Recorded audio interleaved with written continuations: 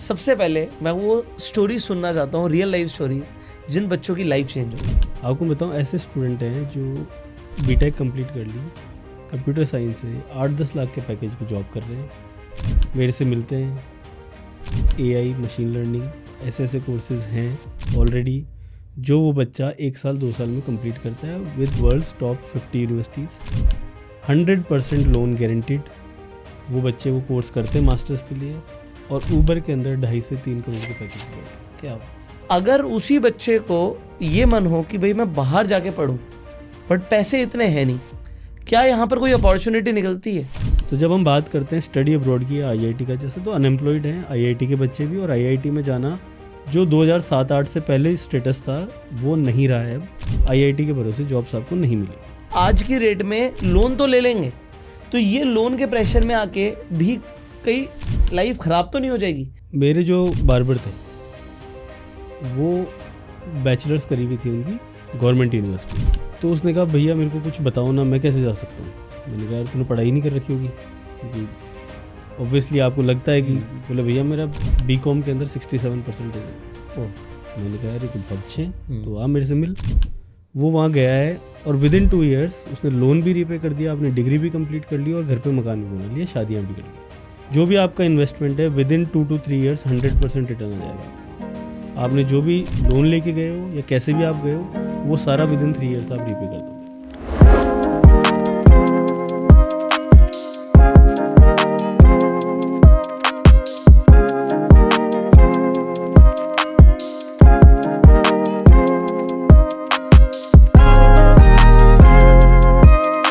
दोस्तों, आप सब पैसा कमाना चाहते हो, बट ज़्यादातर लोग इंडिया के अंदर इस वक्त पढ़ाई कर रहे हैं।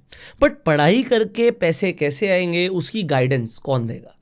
जो ये करियर काउंसलिंग जो शब्द है ना, ये इंडियन एजुकेशन सिस्टम में तो है नहीं, क्योंकि बच्चों को बताया नहीं जाता कि आपको क्या करना चाहिए जिससे आप अपना पैशन भी फॉलो कर पाओ और आप पैसे भी कमा पाओ।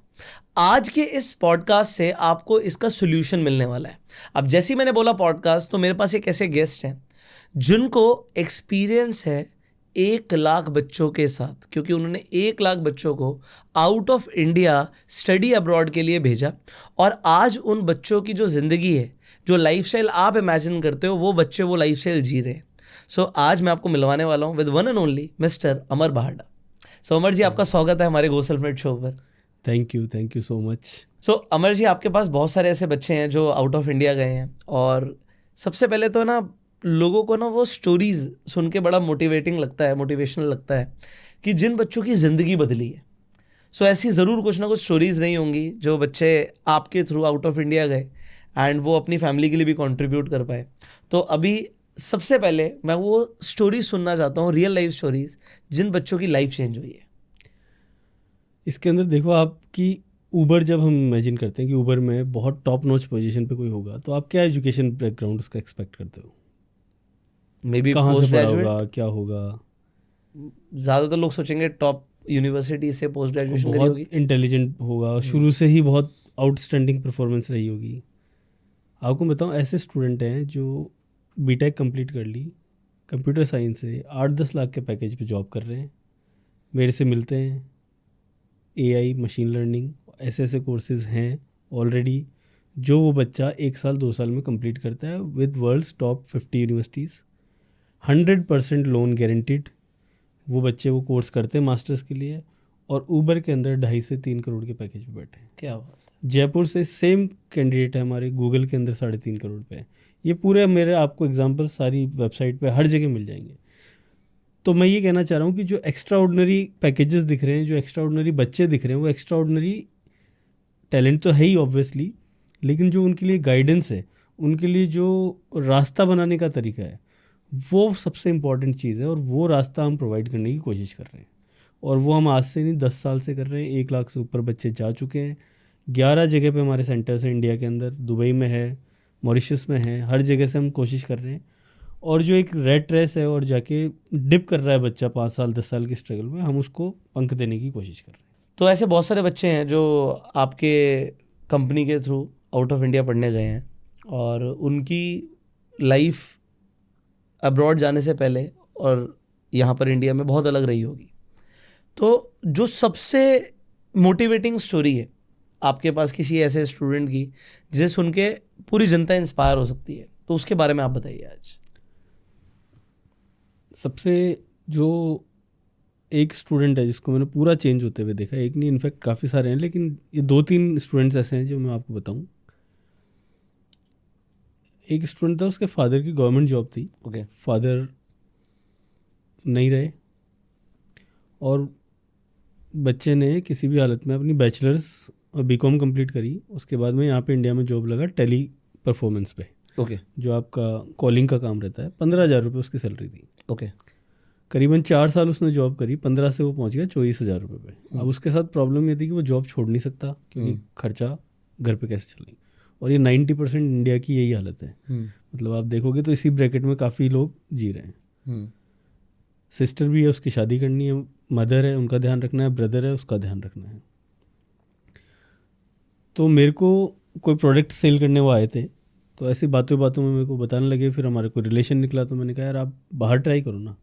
बोले सर पैसे। अब आप समझो कि 24,000 रुपये बच्चे की सैलरी है, उसमें उसको घर खर्चा भी चलाना है और सारी चीज़ें हैं। घर उनका खुद का था। तो मैंने कहा आप एक काम करो, या तो PL अप्लाई करो या होम लोन अप्लाई करो, और आप 5-7 लाख रुपए का जुगाड़ कर लो। उसने बच्चे ने वो लोन, अपना एजुकेशन लोन के बजाय PL पे गया, 4-5 लाख रुपए लिए, 4-5 लाख रुपए रिलेटिव्स से लिए। वो इटली पहुंच गया। इटली के अंदर उसने अपना MBA कंप्लीट किया। पार्ट टाइम जॉब से वो 50,000 रुपये के आसपास महीने के कमा रहा था। तो घर पे भी भेज पा रहा था, अपनी किस्त भी चुका पा रहा था, तो वो बैलेंस सा चल रहा था। ओके। बट ये होता है कि वो अगर उसी लेवल पे रहता तो वो स्विच नहीं मार पाता। उसमें वो करेज था कि जो हमने बताया, या जो भी उसकी एक हिम्मत थी कि उसने सोचा कि चलो करके तो देखते हैं, भाई इससे बुरा तो कुछ होने से रहा, अगर इससे बेटर की अपॉर्चुनिटी तो हम करके तो देखें।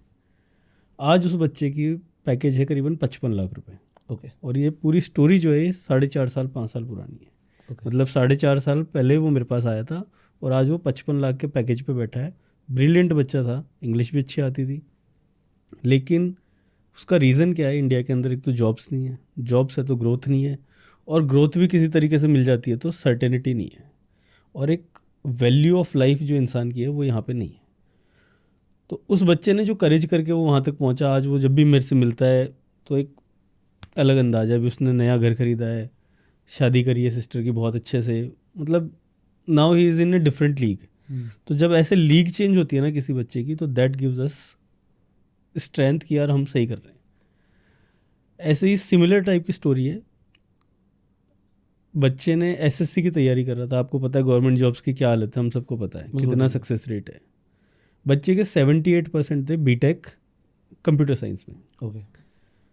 अब 78% गवर्नमेंट यूनिवर्सिटी से बहुत अच्छे नंबर है, बहुत अच्छे हैं।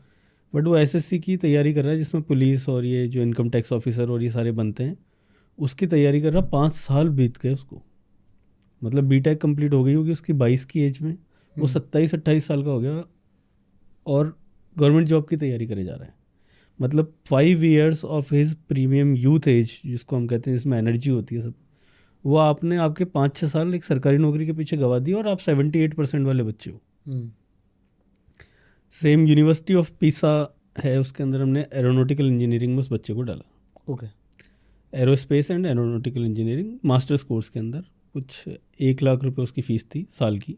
सिर्फ 1 लाख रुपए इंडिया के हिसाब से? हाँ, इंडिया के हिसाब से 1 लाख रुपए फीस थी। तो 2-2.5 लाख रुपए की उसकी फ़ीस लगी, 2-2.5 लाख रुपए उसका खर्चा है, तो 5-1 लाख रुपए में उसका हो गया। अभी मेरे को कंपनी तो उसका याद नहीं है, but he is I think on 42 lakh rupees के पैकेज पे। ओके। आप 6 साल बाद इमेजिन करो कि उसकी अगर मान लो गवर्नमेंट जॉब लग भी जाती, तो वो आज 50-60 हज़ार रुपये, 1 लाख रुपए से ऊपर तो उसकी सैलरी नहीं होने वाली थी। ठीक है, बिल्कुल ठीक है। और पूरा उसने अपनी यूथ एज ख़त्म कर दी। तो ये जो प्रॉब्लम्स जो बिल्कुल सामने दिखती है और जिसके सॉल्यूशंस हैं, वो सॉल्यूशंस हम प्रोवाइड करने की कोशिश कर रहे हैं। बट कंडीशनिंग ऑफ माइंड ऐसी है कि हम गवर्नमेंट जॉब को आज भी उतनी रेस्पेक्ट मिलती है। आप गांव में जाओगे, कस्बों में जाओगे, आप तो खैर दिल्ली जैसी जगह पे रहते हो, तो यहाँ पे हो सकता है थोड़ा सा चेंज हो, बट मुझे यहाँ पे भी कोई खास दिखता नहीं है। Respect for government employee is different always, चाहे वो फिर फैमिली में हो, सोसाइटी में हो। बट आप ये चीज़ देखो कि ये सब जो मेथोडोलॉजी हम करते आ रहे हैं पिछले 50 साल से, 60 साल से, आज़ादी के बाद से, जब से, क्या ये सब करके कोई अच्छी लाइफ लीड कर पाया या सक्सेसफुल लाइफ लीड कर पाया। कुछ प्रोफेशंस ऐसे हैं भाई जिसके अंदर आपको you don't go there for money, you go there for your passion. Doctor है, इट्स अ नोबल प्रोफेशन, पर आज डॉक्टर बनना बच्चों के लिए फैमिली प्रेशर हो गया। It is not about the passion. आज इंजीनियर बनना, IIT बनना, it is society pressure rather than me trying to explore. अभी कुछ मैं तर्क देख रहा था, कुछ लोग बता रहे थे सोशल मीडिया पे, हम भी देखते रहते, तो कि IIT अगर तुम 10 की जगह 1000 कर दोगे तो फिर तो कंपटीशन ही नहीं बचेगा और IIT की वैल्यू भी खत्म हो जाएगी। IIT की वैल्यू भी खत्म हो जाएगी। लेकिन बात यह है कि IIT आप 10 की जगह 1000 मत करो, बट आपके जो 1000 इंस्टीट्यूशंस हैं उनको तो आप IIT के लेवल पे लेके आओ। इक्वल अपॉर्चुनिटी देना जरूरी है without creating the competition at initial level. आप अपॉर्चुनिटी ही नहीं दोगे और उसके बाद में आप कहोगे कि कंपटीशन इतना है। अब आज आप बात करोगे मेडिकल की, करीबन 24 लाख स्टूडेंट्स हर साल अपीयर होते हैं, 24 लाख बच्चे नीट का एग्ज़ाम देते हैं। सीट कितनी है आपके पास? 20,000। 1,10,000 सीट है, जिसमें से 90,000 सीट्स जो हैं वो प्राइवेट की हैं, 20,000 गवर्नमेंट की है। 20,000 में जो फिल हो गया ठीक है, बाकी 90,000 जो सीटें हैं उसका 1.5 करोड़ रुपए MBBS चार्जेस हैं। अगर बच्चा आ भी गया उसमें प्राइवेट वाली में तो क्या वो 1.5 करोड़ दे देगा? उसके घर वाले कहाँ से देंगे? हम मिडिल क्लास, ज़्यादातर इंडिया मिडिल क्लास से बिलोंग करता है, तो कहाँ से देगा? चलो दे भी दिया, सारी चीज़ें हो गई। उसके बाद में उसकी 11 साल बाद जब उसकी MBBS और MD और इंटर्नशिप और वो सारा कंप्लीट हो जाएगा तो 3-4 करोड़ रुपए खर्चा करके उसकी सैलरी है 70,000 रुपये, 80,000 रुपये। तो आपने ऐसे प्रोफेशंस को हाइप दे रखी है पूरी, जिसके अंदर करियर सिक्योर नहीं है। आपका स्ट्रेस इतना लेवल का है। आज इंडिया में जितना बच्चा स्ट्रेस में, 24,000 students are dying every year in India. Suicides I am talking about 24,000, बहुत बड़ा नंबर होता है। और पीक करता है ये डेथ रेट जब एग्ज़ाम्स के रिजल्ट्स आने वाले होते हैं, स्पेशली नीट और ये आपके JEE के। इस सिचुएशन में आपकी कंट्री खड़ी है तो बहुत काफ़ी परेशानी वाली जगह है ये। सो अब यहीं से बिल्कुल स्टार्टिंग से शुरू करते हैं। जब हम एक बच्चे की बात करते हैं, एक स्टूडेंट की बात करते हैं, देखिए अल्टीमेटली गोल है टू मेक मनी। स्टार्टिंग से बच्चों को बोला जाता है पैसे की तरफ ध्यान मत दे, तू सिर्फ पढ़ाई कर, और पढ़ाई करके कुछ ऐसा बन जिससे तू कल को एक स्टेबल जॉब हासिल कर पाए। सो माइंडसेट घर वाले बिल्कुल क्लियर यही दे रहे हैं पूरे इंडिया को। और इनफैक्ट ये किसी और की नहीं, मैं अपनी भी एग्जांपल लूँ तो मेरे पापा भी चाहते थे कि मेरे को एक गवर्नमेंट जॉब मिले, मैं एक IAS ऑफिसर बनूँ, मेरे पास एक गाड़ी हो जिसके ऊपर लाल बत्ती लगी हो, गवर्नमेंट की तरफ से घर मिले, नौकर चाकर हो। तो मेरे पापा भी उसी तरीके की लाइफ मेरे लिए इमेजिन करते थे। सो ही वॉज नॉट रॉन्ग, वो अच्छा ही सोच रहे थे। बट बात ये, क्या मुझे वो करना था, क्या मुझे नहीं करना था? सो स्टार्टिंग हम यहीं से करते हैं। एक स्टूडेंट है, जब हम उसकी करियर काउंसलिंग की बात करते हैं, करियर काउंसलिंग एक बहुत बड़ा शब्द है जो इंडिया के अंदर मिसिंग है, किसी को पता ही नहीं कि उसे आगे करना क्या है। सो अगर आज आप एक बच्चा जो अभी 9th स्टैंडर्ड में है, 10th के एग्ज़ाम देगा, उसके बाद उसे अपनी स्ट्रीम चूज़ करनी है, हम यहाँ से शुरू करते हैं। तो यहाँ से करियर काउंसलिंग आप उस बच्चे की कैसे करेंगे? आज 9th क्लास में ये बच्चे जो हैं या इनके जो घर वाले देख रहे होंगे वो सेम यही काउंसलिंग आगे पास ऑन कर पाए, तो उस बच्चे की करियर काउंसलिंग कैसे शुरू करेंगे आप? देखो, सबसे पहले तो जैसे आपने बोला कि पेरेंट्स कहते हैं कि तुम पढ़ाई करो, तब तक चिंता मत करो, बाद में हम देखेंगे। यहाँ से पहला झूठ का बीज जो है वो शुरू हो जाता है। बिल्कुल ठीक है। झूठ क्यों बता रहा हूँ मैं आपको कि पेरेंट्स अनकॉन्शियसली बच्चे को भी झूठ बोल रहे हैं और खुद को भी झूठ बोल रहे हैं कि तेरे को पढ़ाई करनी है, हमें तेरे से कोई मतलब नहीं, तो पैसे बाद में कमा लेना, हम तेरे ऊपर we are doing this for you. अब यहीं पे कॉन्सेप्ट अलग आ जाता है। जैसे आप वेस्टर्न वर्ल्ड में जाते हो, 9th 10th में आते ही बच्चा, पेरेंट्स कहते हैं कि now we need to make sure कि you also learning independence which is financial, और आप अपने डे टू डे टास्क खुद कर रहे हो। राइट। जो हम कहते हैं कि बाहर अंग्रेज लोग अपने बच्चों को घर से बाहर निकाल देते, बाहर नहीं निकालते हैं। वो कहते हैं कि अब आप 16 साल के एज पार कर चुके हो, अब आपको लिविंग अपनी अर्न करनी पड़ेगी। राइट। इसलिए नहीं कि पेरेंट्स देना नहीं चाहते या दे नहीं सकते या कैपेबल नहीं है, इसलिए कि बच्चा अगर पैसा बनाना ही नहीं सीखेगा 16-17 साल की उम्र में तो उसको फाइनेंशियल नॉलेज कभी नहीं मिलेगी। राइट। और जो आज की डेट में इंडिया के अंदर फाइनेंशियल नॉलेज बिल्कुल है ही नहीं, ज़ीरो, तो वो चीज़ वहाँ से सीखना शुरू हो जाता है। तो 9th 10th में बच्चे को रिलैक्स जो अपने नॉर्मल सब्जेक्ट्स हैं वो पढ़ने, प्लस अपना पैशन ढूंढने की कोशिश पेरेंट्स के साथ में उसको करनी चाहिए। ओके। कि किस लाइन के अंदर उसको मज़ा आ रहा है। वहाँ पे पेरेंट्स को ऑब्जर्वेंट रहना चाहिए 9th और 10th के अंदर कि ये मैथ्स में अच्छा कर रहा है, इंग्लिश में अच्छा कर रहा है, आर्ट्स में अच्छा कर रहा है, या कौन सी ऐसी चीज़ है जिसको लेके ये इसका जो मोटिवेशन लेवल है वो बहुत हाई पे है। हो सकता है स्पोर्ट्स हो, कुछ भी XYZ। और उसका सबसे इजी फॉर्मूला है जिसके अंदर हम कहते हैं कि आपका एड्रेनल रश जो है किस में बढ़ रहा है। जैसे आप फ़ोन चलाते हुए 4 घंटे बिता सकते हो, तो वो उससे पता लगता है कि कौन सी चीज़ में इसको इंटरेस्ट है। जैसे मैं 7th 8th में था तो मैं क्रिकेट खेल सकता था पूरे 12 घंटे प्रोफेशनली। भाई पहले मैं टेनिस बॉल खेलता था, वो तो सारे बच्चे खेलते हैं। तो मेरी मदर ने क्या किया कि मेरे को आपके इसमें क्रिकेट एकेडमी में एडमिशन कराया। अब मैं क्रिकेट एकेडमी में भी 5 घंटे 6 घंटे मेहनत कर रहा हूँ। तो दैट शोज़ कि I have interest in sports. तो उस तरीके से आपको इंटरेस्ट आइडेंटिफाई करना पड़ेगा। क्या बैडमिंटन आज की डेट में आउटडोर गेम्स खिलाना ही बच्चे को पहली बार टास्क है। अगर अब बच्चा खेल रहा है तो सपोर्ट हिम, और उसको वो मोटिवेशन दे रहा है तो let him go and explore that area. Now comes career counselling in terms of education. तो वो आपके 10th के बाद से स्टार्ट होती है। 10th के बाद से कैसे स्टार्ट होगी? First you need to identify कि बच्चा कौन सी फील्ड में अच्छा है। जो मैथ्स में अच्छा है उसको IIT की तैयारी कराओ, कोई प्रॉब्लम नहीं है। लेकिन जो मैथ्स में नहीं करना चाह रहा, जो कॉमर्स में जाना चाह रहा है या जो आर्ट्स में जाना चाह रहा है, तो that we have to identify properly. Okay, once that is sorted, आपको जॉब की और इन सब चीज़ों की चिंता करने की ज़रूरत नहीं है। क्योंकि अगर आप पैशन से और इंटरेस्ट से ड्राइव करोगे अपना करियर, तो you know exactly where you want to end up. Right, है ना? कि मैं अगर पेंटर हूँ 11th क्लास में, और आजकल की जनरेशन बहुत स्मार्ट है, they got all the AI apps, ChatGPT, ये सारी इन्फॉर्मेशन उनके हाथ में है सारी। And if someone is pursuing कि मेरे को पेंटर बनना है अगले 5 साल में 7 साल में प्रोफेशनल, तो उसको पूरा रास्ता वो खुद ढूंढ रहा है, उसके ऊपर मेहनत कर रहा है, और उसके साथ साथ वो पार्ट टाइम जॉब कर रहा है। पेरेंट्स के ऊपर बर्डन नहीं बन रहा, चाहे वो 5,000 कमा रहा हो, चाहे 10,000 कमा रहा हो, चाहे 20,000 कमा रहा हो। So that is the way forward, जिससे कि बच्चे को फाइनेंशियल फ्रीडम भी आप दो, और जिससे कि उसका इंटरेस्ट भी वो फॉलो करता रहे। और सबसे बड़ी बात, फैमिली प्रेशर भी उसके ऊपर नहीं आए कि हमने तेरे लिए ये कर दिया, हमने तेरे पे इतना इन्वेस्टमेंट कर दिया। जो 3 Idiots में आपने देखा है, वो सारे प्रेशर आप मत दो बच्चे पे। He does not need your money, he needs your guidance and support system. आज की डेट में पैसा मिलना बहुत ईजी हो गया बच्चों के लिए। अगर एजुकेशन में वो अच्छे हैं, 12th के बाद में गवर्नमेंट 7.5-8 लाख रुपए का कोलेटरल फ्री लोन दे रही है। 40 लाख रुपए तक का लोन आपको कोलेटरल फ्री मिल रहा है मास्टर्स लेवल पे, अगर आपकी यूनिवर्सिटी की रैंकिंग अच्छी है। तो ये बेसिक जो है 9th से लेकर 12th तक, first we have to identify the interest, second we need to make sure कि we are making them financially aware, and third let the student find its own path.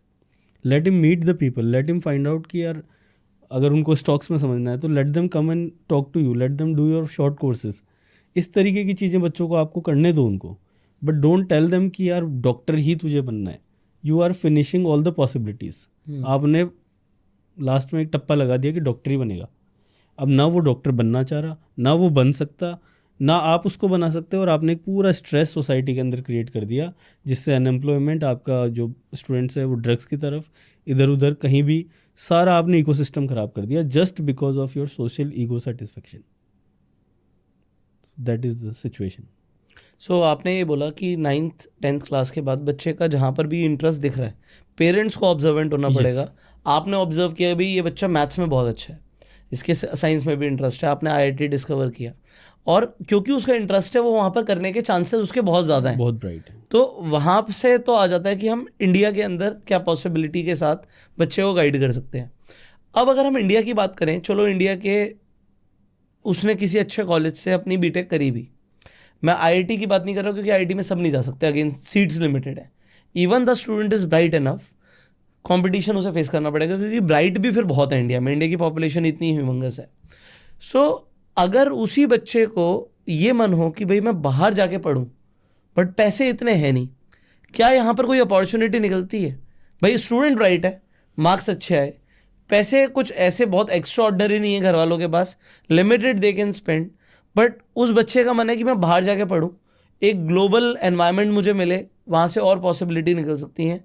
सो क्योंकि आपकी company 1 lakh बच्चों को बाहर already भेज चुकी है, तो सर की कंपनी का नाम है मेरिडियन ओवरसीज़, 1 लाख से ज़्यादा बच्चों की हेल्प ऑलरेडी कर चुकी है बच्चों को बाहर भेजने के लिए, आज की डेट में बच्चे सेटल्ड हैं अलग अलग फील्ड्स के अंदर, तो जो अब आपको गाइडेंस मिलने वाली है ना, वो आपको रियल एंड प्रैक्टिकल मिलने वाली है। सो जो मेरा ये सवाल है कि भाई पैसे लिमिटेड है, बच्चा ब्राइट है, वो क्या कर सकता है? देखिए, पहली बात तो जो आपने बोला कि आईआईटी में बच्चे का सिलेक्शन हो जाए, तो मैं आईआईटी की बात नहीं कर रहा, क्योंकि आईआईटी से तो फिर कुछ ना कुछ हो ही जाएगा। आप फिगर्स अगर चेक करेंगे तो आप शॉक्ड हो जाएंगे। IIT Bombay 70% unemployment rate last year. IIM 70% of the students are unemployed. नहीं, उनका कैंपस सिलेक्शन नहीं हुआ या कैंपस सिलेक्शन ही नहीं हो रहा। बाद में तो मिल सकता है ना कहीं ना कहीं? बाद में तो आफ्टर, देखिए कोई भी यूनिवर्सिटी बाहर भी करती है या यहाँ पे भी कैलकुलेशन करती है, तो इट इज़ 6 महीने के अंदर कितना हमारे बच्चे प्लेस हुए या हायर एजुकेशन पे गए, दैट इज़ देयर ओके। तो 6 महीने में वो प्लेस नहीं हुए तो वो तो unemployed that is unemployed. Okay. क्योंकि अगर 6 महीने तक आपको जॉब नहीं मिल रही, दैट मीन्स आपको 3 साल बाद कहीं मिल जाए तो दैट इज़ नॉट काउंटेड।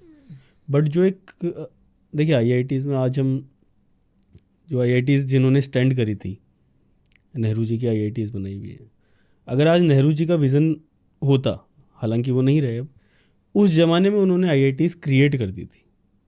आज वो आईआईटीज़ डिस्ट्रॉय करके आईआईटीज़ के बहुत बड़ा कुछ कर सकते थे। आज सिलिकॉन वैली हो सकता है इंडिया में खड़ी हो रही होती। हम कॉपी नहीं कर रहे होते, we could have been the original maker of Silicon Valley. मैं आपको क्यों कह रहा हूँ, क्योंकि उस समय पे जो इंजीनियरिंग कोई जानता ही नहीं था। आप विज़न देखो ना, आज के 70 साल पहले अगर आप जाओगे तो हु कुड हैव थॉट कि ऐसा आईटी बूम आएगा या कभी पॉसिबल भी होगा। एआईज आएंगी। लेकिन कुछ ना कुछ तो हमारे प्राइम मिनिस्टर के दिमाग में उस समय रहा होगा ना, कि उन्होंने आईआईटीज़ पे और एम्स पे फोकस किया। हमने क्या किया, हमने 2000 के बाद 96-97 तक IITs were very brilliant institutions. In fact 2005-06 तक भी ठीक था, लेकिन 2005 और 6 के बाद में आईआईटी की जो डिमांड थी वो 6 तक बहुत प्रीमियम थी, 6-7 तक, लेकिन अभी डिमांड बिल्कुल ख़त्म हो गई। उसका रीज़न क्या है? आज आपको इंस्टीट्यूशंस तैयार करने हैं जो आज की डिमांड मांग रहे हो या फ्यूचर में आने वाले। आज आपको एआई इंस्टीट्यूशंस चाहिए, आज जो चाहिए उसके ऊपर काम नहीं हो रहा। हमारे पास 70 साल पहले वो काम हो गया जो आज हमें चाहिए। तो जो उनका विज़न रहा होगा आईआईटीज़ को लेके, मैं कई बार पोस्ट में, I don't want to be political, but मैं आपको इसलिए बता रहा हूँ कि चीज़ें जो पहले से होती हुई आई हैं उनके रिजल्ट्स आज हमें देखने को मिल रहा है। पर आज जो चीज़ हो रही है वो चीज़ हमारे को अनएम्प्लॉयमेंट की तरफ लेके जा रही है। आज हम आईआईटी को बंद करने के जो टाइम है उसके ऊपर हम आईआईटी की हाइप बना रहे हैं। Now world does not need IIT people. आज एआई आ गया है, सफिशिएंट हो गए, यूएस को अब इंडियन लोगों की नौकरी की ज़रूरत नहीं है। तो we are at that stage जहाँ पे हमें हमारी इकोनॉमी का ध्यान रखना है। तो जब हम बात करते हैं स्टडी अब्रॉड की या आईआईटी का, जैसे तो अनएम्प्लॉयड हैं आईआईटी के बच्चे भी, और आईआईटी में जाना जो 2007-08 से पहले स्टेटस था वो नहीं रहा है। अब आईआईटी के भरोसे जॉब्स आपको नहीं मिलेगी। तो first get out of that mindset कि आईआईटी में हो गया तो मेरी कंपनी में 7 से 8 आईआईटीएन मद्रास और यहाँ के बच्चे 30 से 35 हज़ार रुपये में जॉब करने को मजबूर हैं। ये मेरी खुद की कंपनी में मैं आपको बता रहा हूँ। जो बच्चे इंजीनियर्स को गाइड करते हैं कि आपको कहाँ जाना है, तो आई वांट द बेस्ट, तो आईआईटी के बच्चे थे वो गाइड कर रहे हैं। तो this is the reality of Indian education system. अब बात आती है कि हम अब्रॉड क्यों पिच कर रहे हैं, क्या हमें हमारा देश नहीं पसंद या हम देशभक्त नहीं है? तो बात यह है कि जो आपका कैनवास है, आप गांव से निकलते हैं, गांव के अंदर एक शॉप होती है, उसको आपको बचपन में लगती है कि बहुत इससे बढ़िया दुकान हो ही नहीं सकती दुनिया में। आप शहर की तरफ जाते हैं, थोड़ा सा स्टोर देखते हैं, आपको लगता है वाह क्या चीज़ है। आप थोड़ा और ग्लोबल जाते हैं, आपको लगता है यार ये तो बहुत ही ज़बरदस्त चीज़ है। तो जो एडवांस कंट्रीज़ हैं, US, UK, Canada, Australia, New Zealand, ये 5-6 countries plus European education system, वो जो पढ़ाई करा रहे हैं ना आज, वो हम आने वाले 20-30 साल तक सोच भी नहीं सकते यहाँ पे। Okay. They are doing AI with robotics for a student who has done BBA. Business management जिसने किया है वो एआई रोबोटिक्स में कर सकता है मास्टर्स। अब ये कॉन्सेप्ट इंडिया में है ही नहीं। तो जो हमारा काम है, we are not limited to India in terms of आपके करियर प्लानिंग में। क्यों? क्योंकि इंडिया के अंदर जो चीज़ें अवेलेबल है उसमें पहली बात तो कंपटीशन बहुत है, और दूसरी बात वो कंपटीशन अगर आप क्रैक भी कर दोगे तो आपकी जॉब की कोई गारंटी नहीं है। तो जो ये माइंड्स हैं बच्चे, अब आप मानो गूगल, माइक्रोसॉफ्ट, आप किसी भी कंपनी का नाम लो, मेरा बच्चा वहाँ पढ़ रहा है या जॉब कर रहा है। आपको जो बच्चे 8 लाख 10 लाख 12 लाख के पैकेज में बेंगलोर, नोएडा, दिल्ली इधर बैठे हैं, वो बच्चे 4-4 5-5 साल उनको जॉब करते हुए होगी, कोई ग्रोथ नहीं है, 10% hike 20% hike, but next month पता नहीं कि जॉब रहेगी कि नहीं रहेगी। वो बच्चे 1 करोड़ 1.5 करोड़ 2 करोड़ के पैकेज में बैठे हैं। मेरा एजुकेशन के अंदर मानना है कि आप अपने अगर 12th और बैचलर्स करी है और आप नहीं अफोर्ड कर सकते, आप 3 साल जॉब करो। उस जॉब के बाद में आपकी एक सिविल स्कोर रेडी हो जाएगा, उसके बेसिस पे आपको 10 लाख 20 लाख 30 लाख का एजुकेशन लोन मिल जाएगा। यू टेक दैट अपॉर्चुनिटी, और वो 30 लाख की जो बैट है ना, वो आप करेजियसली उसको प्ले करो and then go abroad. But यहाँ पर ये पहला वाला क्वेश्चन कंप्लीट नहीं हुआ है, बट अगेन एक और क्वेश्चन आ गया। ये आपने बोला कि भाई 2-3 साल जॉब करो, 20-30-50 हज़ार जो मिल रही है आप उसे पकड़ो, आप कुछ पैसे इकट्ठा भी कर लोगे और आपको एक सिबिल स्कोर रेडी हो जाएगा तो लोन भी मिल जाएगा जी। बट इंडिया के अंदर लोन को ना बड़ा रिस्की माना जाता है कि यार ले लिया, चलो अप्लाई कर दिया, विदेश चले भी गए और वहाँ पर भी कुछ नहीं हुआ, तो फिर वो लोन का भी प्रेशर, तो बच्चा एक बहुत ज़्यादा प्रेशर में आ जाएगा। तो वो किसे लेना चाहिए किसे नहीं लेना चाहिए, क्योंकि देखो एक गट फीलिंग होती है। जैसे अगर मैं पढ़ाई कर रहा हूँ तो मुझे एक गट फीलिंग है कि भाई मेरी IIT क्लियर होगा या नहीं होगा, ये गट फीलिंग पहले ही आ जाती है। ठीक है, अगर हम गाड़ी चलाते हैं तो जिसे गाड़ी चलानी नहीं आती उसे गट फीलिंग आ जाती है भाई मैं ढंग की नहीं चला पाऊंगा, मेरे से एक्सीडेंट हो सकता है। और हमें गट फीलिंग होती है कहीं भी ले जाएंगे, चाहे पहाड़ों पे भी जाना तो हम आराम से ले जाएंगे। कुछ लोग कहते हैं कि वहाँ पे चला लेंगे, पहाड़ पे नहीं चला पाएंगे। सो वो गट फीलिंग होती है। तो यही आज की रेट में लोन तो ले लेंगे, बट अगर वो वहाँ पर उन्हें खुद से पता है कि भाई बच्चे को वहाँ पर भी टैलेंटेड होना पड़ेगा अगर वहाँ पर भी जॉब करनी है तो ये लोन के प्रेशर में आके भी कहीं लाइफ ख़राब तो नहीं हो जाएगी? कहीं कुछ ऐसी भी स्टोरीज होंगी आपके पास कि भाई फोर्स भी किया, घर वालों को भी फोर्स किया, लोन भी ले लिया, बट तब भी कुछ नहीं हुआ? नहीं, ऐसा तो मेरे पास नहीं आया, बट आपका क्वेश्चन बहुत अच्छा है, मैं आपको इसका आंसर करता हूँ। जयपुर के अंदर ही, मैं जयपुर से बिलोंग करता हूँ, मेरे ज़्यादातर एग्जांपल जयपुर से आपको मिलेंगे।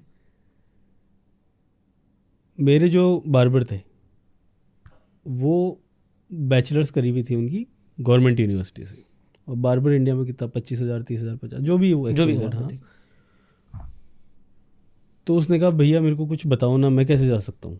मैंने कहा यार तूने पढ़ाई नहीं कर रखी होगी, क्योंकि ऑब्वियसली आपको लगता है कि, बोले भैया मेरा BCom के अंदर 67% है। ओह, मैंने कहा यार ये तो बहुत अच्छे हैं, तो आप मेरे से मिल। वो आया, अब उसका सिविल ठीक नहीं था, मतलब जो सिविल स्कोर है उसका, चलो हमने कैसे जैसे NBFC से लोन कराया, 14% के आसपास उसका इंटरेस्ट रेट था, बहुत हाई था। वो वहाँ गया है और विदिन 2 years उसने लोन भी रीपे कर दिया, अपनी डिग्री भी कंप्लीट कर ली और घर पे मकान भी बना लिया, शादियाँ भी कर ली। तो कहाँ गया? लंदन की बात कर रहा हूँ। क्यों? क्योंकि since he is a barber, और वो वहाँ पे बहुत हाई पेइंग जॉब है बार्बर। बार्बर। हाँ, बहुत महंगा हेयर कट होता है, महंगा भी होता है और फास्ट होता है, विदिन 3 minutes तो आपको फ्री कर देंगे। हाँ। तो लोगों को पर्सनली बात करनी पड़ेगी, उनकी प्रोफाइल बैठ के हमें समझनी पड़ेगी, देन वी कैन अश्योर कि आपके लिए लोन है कि नहीं है।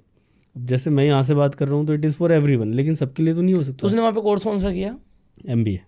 MBA करके अगेन बार्बर ही बना वो? MBA करते करते बार्बर करते हुए अपना लोन रीपे कर दिया उसने, और फिर MBA करके अब क्या कर रहा अभी है? वो कहीं जॉब ढूंढ रहा है, या मेरे ख्याल में उसने खुद के सैलून कर लिए हैं 2-3। अच्छा, उसने MBA कर लिया बट उससे बिजनेस कर लिया। बिजनेस कर लिया भाई, वो उसके लिए ज़्यादा नहीं, वो प्रॉफिटेबल है, उसमें कोई डाउट नहीं है। मैं पहली बार जब यूरोप गया, मैंने कहा कि चलो बाल बड़े हो गए हैं, कटवा लेते हैं, तो मैंने रेट ही नहीं पूछा, तो मुझे पता नहीं कितने 1,000 रुपये लग गए मेरे, 8-10 हज़ार रुपये उसने चार्ज कर दिया कुछ मेरे को हमारे बाल काटने के। हम तो 16-17 साल का मैं UK में था, मैं पहली बार गया, 25 पाउंड तो 2,500 रुपये हो गए। अब इंडिया में उस टाइम 20-30-50 रुपये लगते थे। तो एक बार सोच के उसके बाद मैं सोच रहा था बीएड भी करवाऊँ ना करवाऊँ, भाई कुछ नहीं चाहिए तो बाल ही बहुत काट दिए, अच्छे कट गया मेरा। सो इसमें कोई डाउट नहीं है कि कुछ चीज़ों के अंदर वहाँ पर बिजनेस में स्कोप है, बट जैसे अगेन यहाँ पर भी एग्जांपल हुआ, उसने कर MBA रहा था, उसने part time as a barber profession में काम किया, उसमें कोई प्रॉब्लम नहीं है।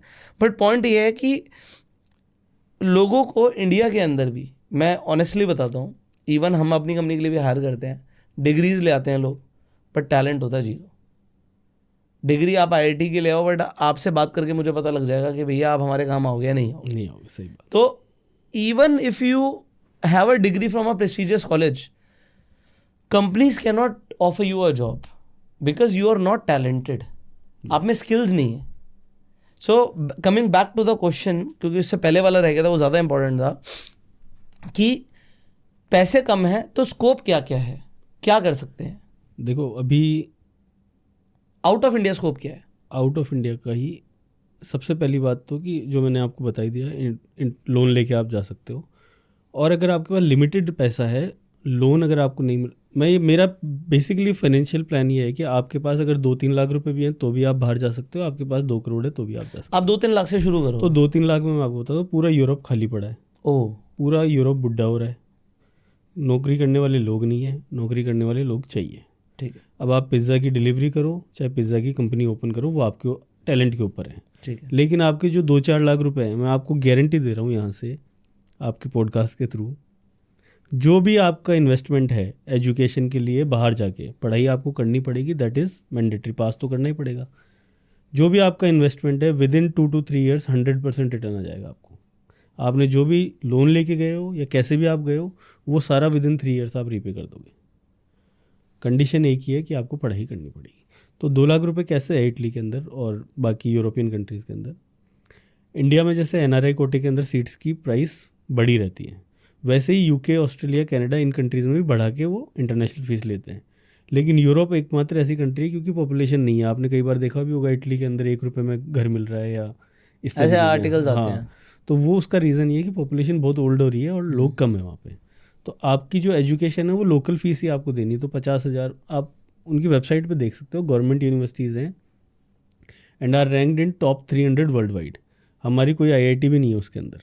उसके अंदर आपको इंग्लिश में पढ़ाई होगी आपकी, BTech, MTech जो भी आप कोर्स लेना चाहते हो, और साथ में आपकी फ़ीस है 50,000 60,000 रुपये. पूरी प्रोसेस जो है वो हम आपको करके देते हैं. प्रोसेस इसका बहुत कॉम्प्लिकेटेड रहता है. जैसे आपका UK, USA है, उनके प्रोसेस स्मूथ है. आपने फाइल डाली, आपका वीज़ा आ गया या रिफ्यूज़ हो गया.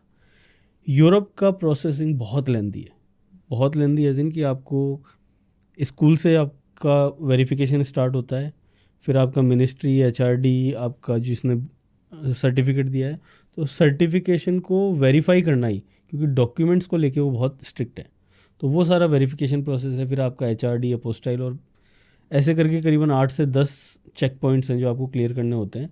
तो इसलिए हमारा रोल आ जाता है कि हम उस प्रोसेस को आपके लिए और स्मूथ बना दें. आपके लिए एडमिशन जो फाइल्स हैं उनको हम स्मूथली प्रोसेस करा दें. तो इस तरीके से करके 2-3 लाख रुपए का ये सेटअप है. और सब जगह पे आपको जैसे ही आपकी डिग्री खत्म होती है उसके बाद 2 से 3 साल का PSW है, यानी पोस्ट स्टडी वर्क परमिट.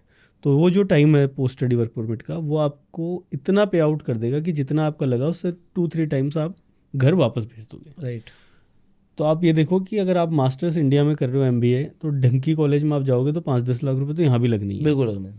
मैं आपको टॉप 100, टॉप 200 वर्ल्ड की यूनिवर्सिटीज़ दे रहा हूँ, जो IIMs और कोई भी अपने इंडिया का इंस्टीट्यूशन टॉप 100 में है ही नहीं. मैं आपको वो यूनिवर्सिटी दे रहा हूँ, 1000 साल पुरानी यूनिवर्सिटी है, 1200 साल पुरानी यूनिवर्सिटी है, 1-1 लाख बच्चे पढ़ रहे हैं, वर्ल्ड की मोस्ट ब्यूटीफुल हेरिटेज साइट्स में है, 5-5, 7-7 लाइब्रेरीज है एक कैंपस में. उन यूनिवर्सिटीज़ में मैं आपको MBA करा के दे रहा हूँ and the cost is around 60,000-70,000 rupees per year. और एक तरीके से इंडिया की गवर्नमेंट फीस जैसे ही हो गया.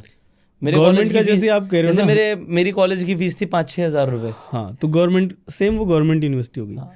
अब इसमें मैंने गवर्नमेंट ऑफिशियल से भी काफ़ी बात करी आपको, मैं क्योंकि मैं काफ़ी इन चीज़ों में भी रहता हूँ. हमने गवर्नमेंट के साथ बैठ के बहुत सारी नेगोशिएशंस इसके ऊपर करी. आप मानोगे नहीं भाई, government is against anyone living India. Anyone living India? हाँ, चाहती ही नहीं गवर्नमेंट की बाहर जाए.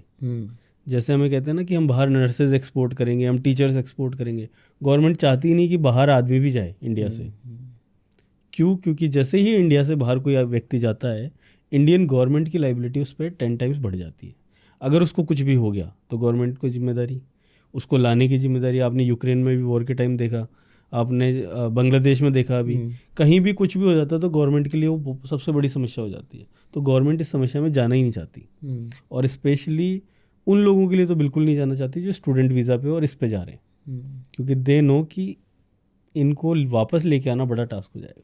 वो आएंगे भी नहीं, उन्हें वहाँ पे जाके बेसिकली PR ही अप्लाई करना है. जो पढ़ाई करने जा रहा है वो चाहता है मैं रहूँ भी वहीं पे. गवर्नमेंट आपके खिलाफ है, लेकिन government wants to enjoy the remittance. India is number 1 in receiving remittance, receiving remittance, जो बाहर से पैसे जो भेजते हैं बाहर लोग से इंडिया। पैसा आ रहा है। तो जो भी बच्चा बाहर जा रहा है और इंडिया पैसा भेज रहा है, उससे बड़ा देशभक्ति का उदाहरण कोई हो नहीं सकता। नहीं, उसकी फैमिली है ना यहाँ पे। फैमिली भी है और इकोसिस्टम में तो, इकोनॉमी में तो पैसा हाँ, डाल ही रहा है डॉलर्स ना तो वो। आ रहे हैं, यूरोस तो आ रहे हैं। ना, आपके पास इतनी रोबस्ट इकोनॉमी कैसे हो गई आपके, कैसा आपका रिजर्व इतना बढ़ गया? उसका रीज़न ये रेमिटेंस इज प्राइमरी रीज़न। हाँ, remittance from people living abroad एक है, और जो इंडिया एक्सपोर्ट भी करता है सर्विसेज को, वो भी एक रीज़न है। Service, but I am talking about the highest remittance in any country world wide. Indians जितना पैसा इंडिया भेज रहे हैं, दुनिया में कोई और कंट्री के लोग, प्रोफेशनल्स या वहाँ पे सेटल्ड, वापस अपनी कंट्री में नहीं भेज रहे। राइट। क्योंकि हमारे यहाँ पे जो इमोशनल स्ट्रक्चर है या सोसाइटल स्ट्रक्चर है, उसमें दादा दादी फूफा फूफी जो भी हैं, उन सब के लिए भी हम वापस पैसा भेजते हैं। वो बाकी कंट्रीज़ में क्या, एक बार चला गया, बात ख़त्म। बट हमारे यहाँ पे रूट से कनेक्ट होने का कल्चर अभी भी है। राइट। दोस्तों देखो, यहाँ पर आपका हो सकता है इंटरेस्ट आ रहा हो कि मैं भी बाहर पढ़ने जा सकता हूँ, इसमें कोई डाउट नहीं है कि अपॉर्चुनिटीज़ बहुत सारी हैं। सो आप जो सर की कंपनी है मेरिडियन ओवरसीज़, उससे कनेक्ट कर सकते हैं। नीचे आपको लिंक भी मिल जाएगा और डिटेल्स भी मिल जाएंगी, आप डायरेक्टली कॉन्टैक्ट कर सकते हैं, डिस्क्रिप्शन में डिटेल्स हैं। And if you want to study abroad, तो आप पहले एक बार कंसल्टेंसी ले लीजिए, उसके बाद जैसे आपको ठीक लगे आप आगे बढ़ सकते हैं। सो यहाँ पर एक बहुत बड़ा सवाल आता है MBBS का। सो MBBS डॉक्टर्स की नीड पूरे दुनिया में बहुत ज़्यादा है। अब इंडिया में तो है ही, बट जैसे मैं देखता हूँ कि अगर मैं डेवलप्ड नेशंस की बात करता हूँ, यूरोप की बात करता हूँ, इनफैक्ट मैं कनाडा और US को भी ले लूँ, तो डॉक्टर्स की नीड बहुत ज़्यादा है। और इनफैक्ट US के अंदर इंडियन डॉक्टर्स, इंडियन ओरिजिन से जो डॉक्टर्स हैं, वो भी बहुत ज़्यादा हैं। सो MBBS कहाँ से ज़्यादा बेटर रहती है, इंडिया से या बाहर से, और क्या डिफरेंसेस हैं? वही इसके अंदर पहले MBBS का कॉन्सेप्ट हमें बहुत, स्पेशली जो बच्चे MBBS की तरफ जाते हैं, पेरेंट्स जाते हैं, अगर ये 5 मिनट आप ढंग से सुनोगे, आपको बहुत चीज़ें क्लियर हो जाएगी। इंडिया की पॉपुलेशन है 140 करोड़, तो इंडिया को उसके WHO के अकॉर्डिंग एक doctor is enough for 1000 people. तो उसके हिसाब से 14 लाख डॉक्टर इंडिया में चाहिए। इंडिया के आज की डेट के अंदर 14.5 लाख डॉक्टर ऑलरेडी प्रैक्टिस कर रहे हैं। ओके। ठीक है, तो डिमांड एंड सप्लाई तो यहाँ पे ख़त्म हो गया। ओके। अब बात आती है कि MBBS का जो एजुकेशन सिस्टम है वो क्या है। 24 लाख दे रहे हैं बच्चे, हर साल अपीयर हो रहे हैं नीट के एग्ज़ाम के लिए। मैंने बताया आपको 20,000 बच्चे गवर्नमेंट में जाएंगे, 90,000 प्राइवेट में जाएंगे। प्राइवेट में 1.5 करोड़ के आसपास फीस रहेगी। तो 4 साल 5 साल का आपका 4 साल का MBBS रहेगा, फिर आपकी इंटर्नशिप रहेगी, तो 1 साल आपको और लग जाएगा। तो मोटा मोटा 5-6 साल आपके इसमें खर्च हो जाएंगे। तो जो तो 20,000 में आ गए गवर्नमेंट यूनिवर्सिटी में, कॉन्ग्रेचुलेशंस, उससे अच्छा तो कुछ हो नहीं सकता। उनके लिए बढ़िया ऑलमोस्ट फ्री MBBS का डिग्री हो गई। लेकिन जो 1.5 करोड़ रुपए खर्च कर रहे हैं, आप फाइनेंस वाले आदमी हैं, मैं आपको बताता हूँ, जो 1.5 करोड़ रुपए खर्च करके MBBS इंडिया के अंदर प्राइवेट से कर रहा है, उसका कोई मतलब नहीं है। क्योंकि प्राइवेट इंस्टीट्यूशंस की क्वालिटी ऑफ एजुकेशन जो है दैट इज़ बिलो पार। जो स्टैंडर्ड्स हैं उसके हिसाब से वो एजुकेशन नहीं है। आप किसी भी डॉक्टर से बात करके देख लीजिए। मैं MBBS के लिए मैंने कम से कम 100 डॉक्टर से मीटिंग करी है कि आप बताओ मेरे को कि क्यों बच्चे इतने पागल हो रहे हैं, क्यों पीछे पड़ रहे हैं, क्यों पेरेंट्स इतना फोर्स कर रहे हैं। सबका यही कहना है कि कोई फ़ायदा नहीं है प्राइवेट में करवा के। अब प्राइवेट में नहीं करवाना, लेकिन बच्चे को डॉक्टर बनाना है, तो क्या ऑप्शन है हमारे पास? आपके पास 1.5 करोड़ का जो मोटा मोटा MBBS में आपने पैसा लगाया, मैं उसी 1.5 करोड़ को नीट की प्रिपरेशन में भाई कम से कम 2 से 3 साल लगते हैं। ठीक है, तो 3 साल आप पकड़ के चलो, और 6th क्लास से बच्चे को नीट करके उसका पूरा स्कूल का एक्सपीरियंस, हमने स्कूल देखी है। हाँ बिल्कुल बिल्कुल। वो एक्सपीरियंस अगर हमारे से हटा दो तो हमारी लाइफ में कितना क्या बचता है। तो 12th तक, 6 से लेकर 12th तक उसको एक बहुत प्रेशर सिचुएशन में रखा जाता है, और कुकर जैसी उसकी हालत हो जाती है बच्चे की। मेरे टाइम पे PMT होता था, तो मुझे आज भी याद है। हाँ, मतलब उस टाइम पे जो इंस्टीट्यूट्स होते थे, जो PMT के लिए, मेरे पास एक्चुअली PCMB थी। हाँ, तो इंजीनियरिंग प्लस मेडिकल दोनों के लिए अपॉर्चुनिटी खुली हुई थी 12th में। सो मैंने दोनों के लिए प्रिपेयर किया, बट मैंने शुरू किया था आई थिंक 9th स्टैंडर्ड से। और बाकी जो बच्चे होते थे, मेरे को पता लगा वो 6th क्लास से पढ़ना शुरू कर देते थे। तो वो 6th क्लास से एंट्रेंस एग्ज़ाम के लिए प्रिपेयर करते थे। वो आपके टाइम पे और मेरे टाइम पे बहुत कम था जब PMT थी।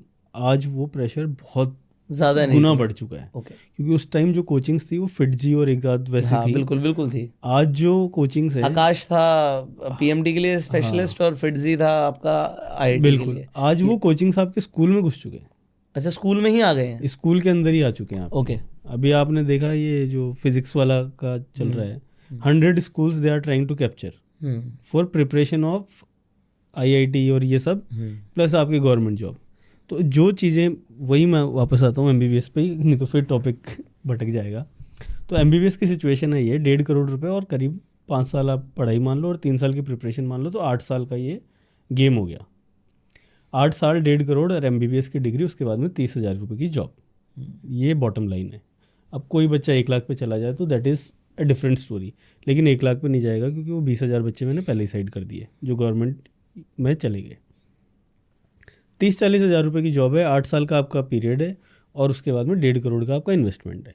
मैं आपको इसका जस्ट ऑल्टरनेट दे रहा हूँ, क्यों? क्योंकि मेरा काम है वर्ल्ड वाइड अपॉर्चुनिटीज़ देखना, मैं इंडिया तक लिमिटेड नहीं हूँ। तो वर्ल्ड वाइड जब मैं अपॉर्चुनिटीज़ देखता हूँ तो मैं कहता हूँ 8 साल आपके लग रहे हैं यहाँ पे भी और 1.5 करोड़ रुपये लग रहा है, लेट्स डिवाइड इट। मैं कहता हूँ 3 साल आप जाओ सीधा नर्सिंग करो, UK के अंदर, ऑस्ट्रेलिया के अंदर, न्यूजीलैंड के अंदर। सर्टिफाइड रजिस्टर्ड नर्स आप जैसे ही बनते हो, 10 लाख रुपए आपकी साल की फीस है, 40-50 लाख रुपए आपका खर्चा आएगा। Day 1 डिग्री मिलते ही आपको 35 लाख रुपए मिनिमम गवर्नमेंट जॉब है। ओके। 14,000 नर्सेज की शॉर्टेज है UK के अंदर। पहले दिन जैसे ही आपकी डिग्री कंप्लीट हुई, आपके 35 लाख रुपए की जॉब पे आप बैठ गए साल की। अब जो प्राइस कंपैरिजन में कि UK में ज़्यादा खर्चा है, इंडिया में कम है, जो ठीक है, बट 35 लाख रुपए इतना अच्छा अमाउंट है कि 12 लाख रुपए आप 12-15 लाख रुपए आप घर भेज सकते हो इंडिया। तो आप 1 लाख रुपए तो कमा ही रहे हो इंडिया के हिसाब से भी। अगर आप देखोगे वो आप डॉक्टर बन के भी नहीं कमाते। आपके कितने साल लगे? 3 साल। आपने नर्सिंग कंप्लीट करी, आपकी अच्छी खासी जॉब हो गई और UK के अंदर आप PR के लिए एलिजिबल हो गए, यानी परमानेंट रेजिडेंसी के लिए। तो आपका पासपोर्ट सॉर्टेड, आपका जो मोरल है वो सॉर्टेड, आपकी फाइनेंशियल इंडिपेंडेंस सॉर्टेड, आप अपने पैरों पे खड़े हो चुके हो। और अभी बात खत्म नहीं हुई, अभी मेरे पास 5 साल बचे हैं इंडिया के हिसाब से और 1 करोड़ रुपया बचा है, क्योंकि मैंने तो 50 ही लगाए हैं अभी तक, जो 1.5 यहाँ लग रहे थे। अब आप 1 साल तक जॉब करो, 2 साल तक जॉब करो, आपकी मर्जी है। आपका जो इन्वेस्टमेंट लगा है नर्सिंग के अंदर उसको आप रिकवर कर दो। ठीक है। जैसे ही नर्सिंग का रिकवर होता है, आपके पास ऑप्शन आता है ग्रेजुएट MBBS। UK और इन सारी कंट्रीज़ के अंदर 2 तरीके की MBBS होती है जो हमें पता ही नहीं है। एक तो होती है 12th के बाद आप MBBS करने चले गए, जो इंडिया में चलता है। एक दुनिया में चलता है कि आपकी ग्रेजुएशन के बाद भी आप MBBS कर सकते हो। ओके। और वो चाहे ग्रेजुएशन आपकी BCom में हो, BSc में हो या किसी भी फील्ड में हो, उससे कोई फ़र्क नहीं पड़ रहा। ओके। बट आप MBBS ग्रेजुएशन के बाद कर सकते हो, वो 4 साल की होती है आपकी। ओके। तो 3 साल आपने नर्सिंग करी, 2 साल आपने जॉब भी कर ली और 4 साल की भी अगर आपने MBBS कर ली, जो कि अब आप लोकल फीस पे करोगे, क्योंकि आपके पास जो स्पॉन्सर है वो आपका NHS है। तो यानी आप वहाँ पे वर्क वीज़ा पे हो। जैसे ही आप वर्क परमिट पे आते हो, उसके बाद में आप लोकल फीस आप यूनिवर्सिटी को पे करोगे। लोकल फीस है उसकी 10 लाख रुपए से 11 लाख रुपए पर ईयर, यानी 4 साल के 40 लाख रुपए। क्या आप नर्सिंग कंटिन्यू कर सकते हो पढ़ाई के साथ? नर्स तो आप हो ही, पार्ट टाइम जॉब तो आप करते ही हो। आपकी पढ़ाई खत्म होगी नर्सिंग की, हाँ। आप एज ए नर्स हॉस्पिटल में काम कर रहे हो, आप 35 लाख रुपए साल के भी कमा रहे हो और आप MBBS में एनरोल भी हो चुके हो। और मैं यही पूछ रहा हूँ, MBBS के साथ साथ वो नर्सिंग की जॉब रहेगी या छोड़नी पड़ेगी? वो आप पार्ट टाइम पे आ जाओगे। अच्छा, पार्ट टाइम पे आ जाएंगे, क्योंकि पढ़ाई भी तो आपको करनी है। तो फुल टाइम आप नहीं कर सकते, बट एटलीस्ट अब आपके दिमाग में ये नहीं कि ये नहीं हुआ तो मेरा क्या होगा। आप आउट ऑफ फियर आप MBBS करने नहीं जा रहे, अब आप आउट ऑफ पैशन करने जा रहे हो। ठीक है। और दोनों में बहुत रात दिन का फ़र्क हो गया। 4 साल में जैसे ही कंप्लीट होगा, your first pay check will be 1.5 CR, 1.5 crore रुपए की आपकी जॉब लगेगी साल की। और आप वर्ल्ड वाइड कहीं पे भी बिना एग्जिट एग्ज़ाम के MBBS की प्रैक्टिस कर सकते हो। अब जो बच्चे चाइना, रशिया, इधर उधर जाते हैं 50 लाख रुपए लगा के, उनको वापस इंडिया के एग्ज़ाम देना पड़ता है, FMG, और उसकी सक्सेस रेट है 20%। लेकिन 20% भी तब है जब तीसरी बार चौथी बार वो कैलकुलेशन नहीं है उसमें। मोटी मोटी उसकी सक्सेस रेट है 5 से 7%। तो उधर आप 50 लाख रुपए खर्च करके MBBS के चक्कर में और वापस 12th पास हो जाते हो, 7% बच्चे ही पूरा कर पाते हैं। और ये बच्चों की तादाद है, 30,000 स्टूडेंट हर साल एग्जाम दे रहे हैं। ये मतलब जो इंडिया से पहले रशिया जा रहे हैं MBBS करने और फिर वापस आके यहाँ पे एग्जाम दे रहे हैं, वो पास ही नहीं हो पा रहे। 7% पासिंग रेट है उसकी, और वो 30,000 बच्चे हैं हर साल। आप समझ रहे हो कितना बड़ा स्कैम MBBS के अंदर चल रहा है। स्कैम भी मैं इसको नहीं कहूँगा, कितना बड़ी बेवकूफ़ी चल रही है जो करवा रहे हैं, जो मेडिकल से बच्चों को प्रेशर डाल रहे हैं। बट वहाँ पर जॉब नहीं मिल सकती क्या? नहीं, अगर आपने रशिया चाइना से कराया तो आप you can not practice there. Why? क्योंकि आपको MCI अलाउ नहीं कर रही। आपको वहाँ की गवर्नमेंट लेना ही नहीं चाह रही, वहाँ पे पहले से जो डॉक्टर हैं वो इंटरनेशनल स्टूडेंट्स को वो वेरीफाई नहीं कर रहे वहाँ पे। ओके मेरे को नहीं पता, बताना चाहिए, बट मैं इस पे बोल देता हूँ। रशिया, चाइना और ये जितनी भी कंट्रीज़ है ना, इसके अंदर जो MBBS हो रहा है उसकी फ़ीस जो डिसाइड कर रहा है वो एजेंट कर रहा है वहाँ बैठा हुआ। मतलब अगर यूनिवर्सिटी की फ़ीस लोकल बच्चे की अगर 20,000 रुपये साल की है तो आपसे 5 लाख रुपए लेंगे, और वो 5 लाख रुपए आपका एजेंट ही आपको वेबसाइट नकली वेबसाइटें चल रही है यूनिवर्सिटी की, नकली फ़ीस सेटअप हो रही है, सब कुछ नकली हो रहा है। जैसे ही बच्चा वहाँ पहुँचता है उसको समझ में आ जाती है सारी चीज़। तो ये पूरा बहुत टाइम से, अब इसका मेरे को खुद को 10 साल अनुभव करते हुए हो गया इन चीज़ों का। हमने 2 बच्चे भेजे थे 2015 में, हमें सारी चीज़ समझ में आ गई कि ये गणित इनकी चल रही है। उसके बाद में तीसरा बच्चा आज तक नहीं भेजा हमने। उन 2 बच्चों का क्या हुआ? उन 2 बच्चों का यूक्रेन गए थे वो, यूक्रेन के बाद में ये वॉर की सिचुएशन आ गई, तो उनको फिर हमने पेरिस के आसपास कहीं एडमिशन हुआ उनका, वो वापस आए हैं, अभी वो FMG की तैयारी कर रहे हैं। तो उन्हें आके उनकी MBBS कंप्लीट हो गई? MBBS हो गई लेकिन FMG क्लियर नहीं हुई ना अभी तक। वो क्लियर करनी जरूरी वो है। क्लियर करनी जरूरी, क्योंकि हमें भी लगा कि भाई हम भी तो ग्रेजुएशन करके ही तो आए थे यहाँ पे, तो हमें भी लगा कि हाँ ठीक होगी चीज़। लेकिन जितना मैं MBBS में जाता चला गया और ये स्पेशली JEE के अंदर, उतना मेरे को पता लगा कि तो एक ऐसी होप के पीछे लोग भाग रहे हैं जो कभी फुलफिल ही नहीं होगी। मतलब अगर इंडिया की आज की सिचुएशन देखें हम, तो सबसे बड़ा जो कुआं है जिसके अंदर भेड़ों की तरह लोग कूदे जा रहे हैं वो IIT और आपका MBBS है। इसमें ऐसे बच्चे गिर रहे हैं और मर रहे हैं, सुसाइड 24,000 बच्चे साल के सुसाइड कर रहे हैं। किसको कह रहे हो आप? कोई जोक थोड़ी है। और ये बच्चे वो हैं जो इतने ब्रिलियंट, कुछ भी दुनिया में जहाँ जाएंगे छा जाएंगे। तो ये सिचुएशन है MBBS की पूरी।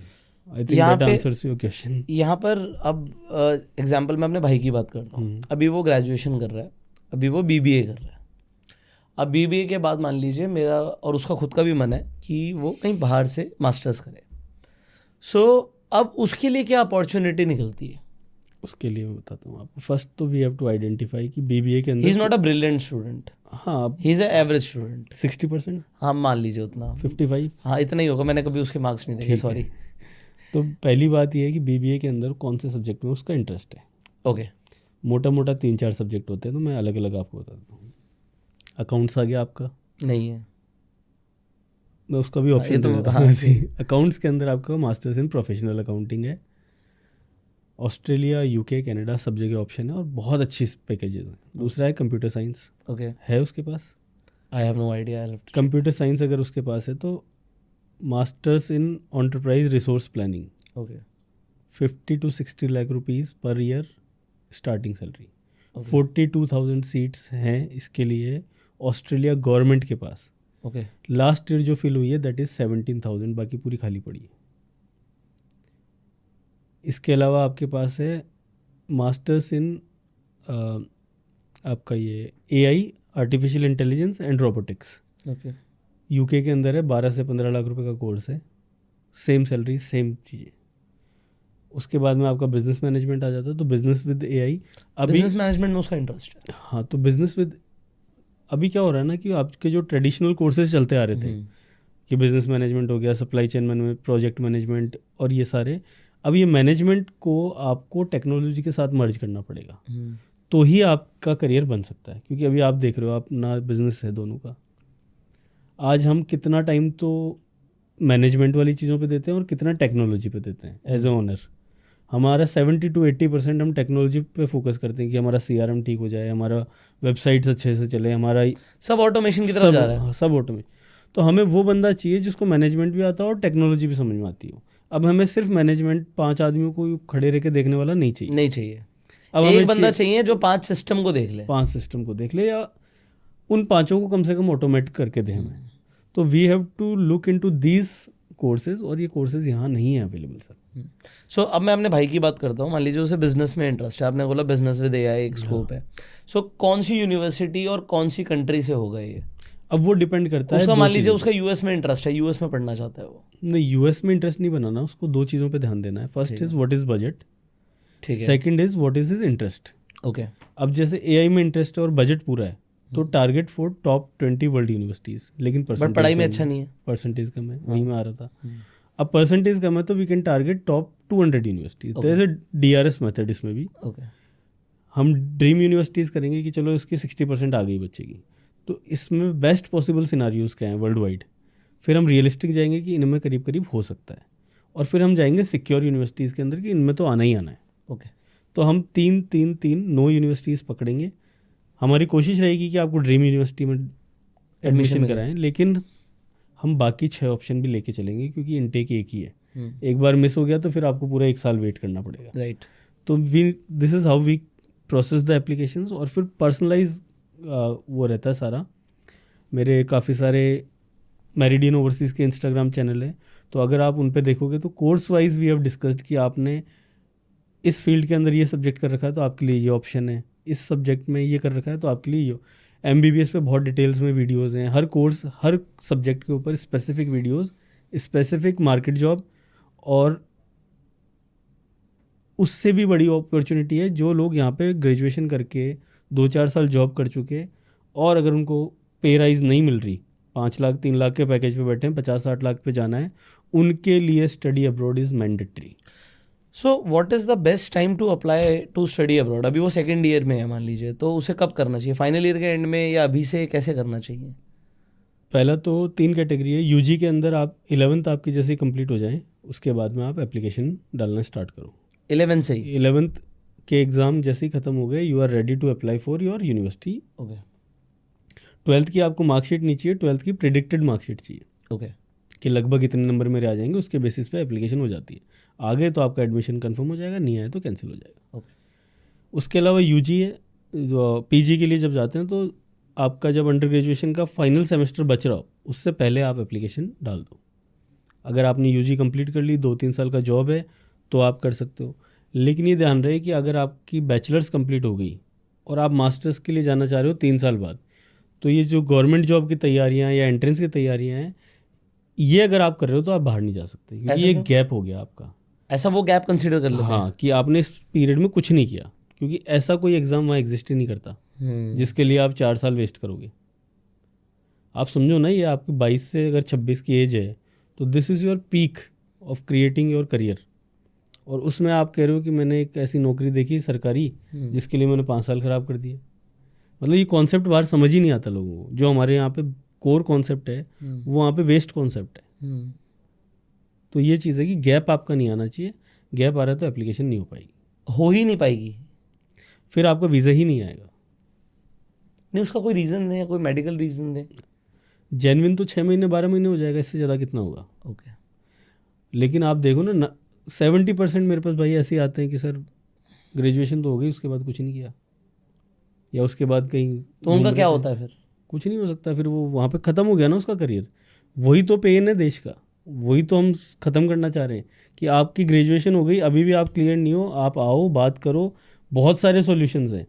पैसों की दिक्कत है वो भी सॉल्व होगी, लेकिन अगर आप करियर पे ध्यान ही नहीं दे रहे, आप कितना यूथ आप देखोगे कि ग्रेजुएशन कंप्लीट हो गई या तो नेतागिरी में चले गए, या वो तो बहुत कम होते हैं।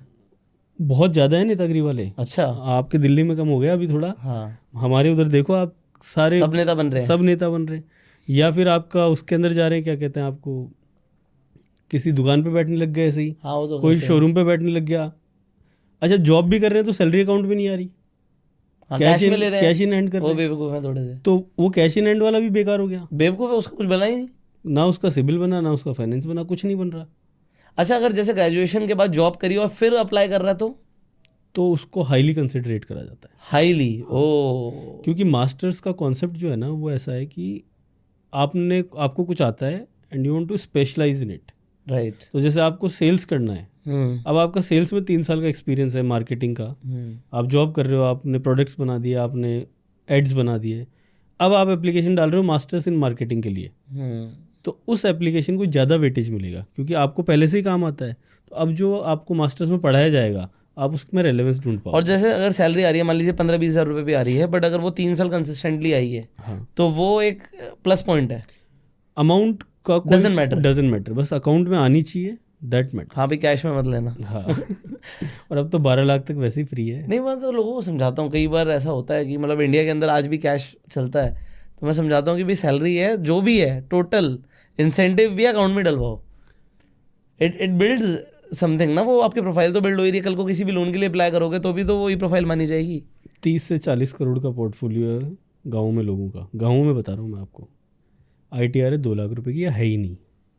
बच्चे को भेजना है, बोले साहब पैसे तो हैं, पैसों की कोई दिक्कत ही नहीं है, हाँ थैला भर के 50 लाख भेजेंगे। रुपए दे लो। हाँ मैंने कहा बिना ITR वीज़ा ही नहीं आएगा, पैसों का मैं क्या करूं? 12 लाख तक तो आपकी ITR ही फ्री है, आप भरते ही क्यों नहीं? मैंने हमारे आसपास में ऐसे ऐसे लोग देखे हैं जिनके 50-50 करोड़ की कोठियाँ हैं लेकिन 3 लाख रुपए की ITR है। अब वो कैसे तो जस्टिफाई करते हैं, क्या वो रिस्क लेके सोते हैं, रात को नींद भी आती है नहीं आती पता नहीं, बट ये ट्रेडिशन है इंडिया के अंदर। वो तो फिर अपन फाइनेंशियल आपके वाले में चले जाएंगे। मैंने सुना था अभी आपका प्रॉपर्टी का और वो सारा। ठीक है सर, वो अपना एक सबका इंटरेस्ट होता है। हाँ जी।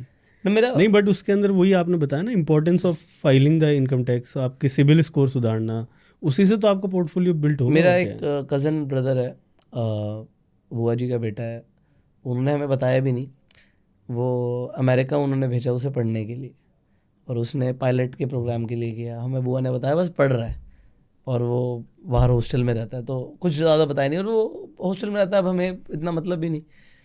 अब उन्होंने एकदम से सीधा पार्टी होस्ट करी, वो पायलट बन गया, एंड इंडिया के हिसाब से हम सोच भी नहीं सकते थे कि वो जितना कमा रहा है आज की डेट में। सो उसे मल्टीपल एयरलाइन से ऑफर आ गए, और आज की डेट में एक बहुत रेप्यूटेड एयरलाइन है, उसके अंदर उसकी परमानेंट जॉब है, and he settled now. But interesting ये नहीं है, इंटरेस्टिंग ये है कि वो क्या करता था, वो जब US में था, तो अब थोड़ा क्या ना, जैसे पापा बिजनेस में है तो उसका बिजनेस माइंड चलता है, जैसे मेरे भाई का भी थोड़ा बहुत बिजनेस माइंड चलता है। उसने अपने लिए सोचा कि मैं वहाँ पे एक कार ले लेता हूँ, अपने लिए कार ले लेता हूँ, जितने बड़े सेकेंड हैंड कार ले लेता हूँ। उसने कार ले ली, उसने कार ले ली, कार को मॉडिफाई कराया और बेच दी। कार ले ली, कार को मॉडिफाई कराया, बेच दी। उसने उसमें कुछ पैसे कमाए, कुछ लाख कमाए, उसे लगा तो इंटरेस्टिंग है। He did it 7-8 times. उसने ऑलमोस्ट अपनी फीस पे कर दी। बिल्कुल।